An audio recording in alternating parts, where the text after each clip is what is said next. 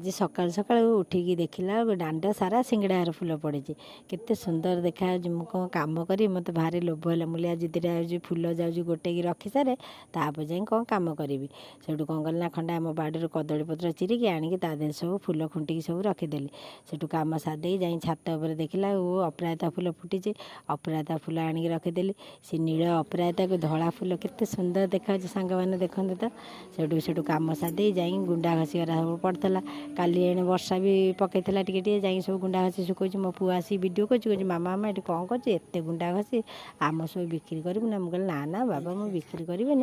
आम ना सब जला हे सेठू मुझे गाधे पाधे आसिकी दुटा भात खाई बोली मत भारी जोर भोक लगे आ 3-4 दिन है एणे खिया है ओषा सब उपास होता संक्रांति एणे चतुर्दशी सोमवार ठाकुर पूजा करदे जाए डांडे टे पणा दे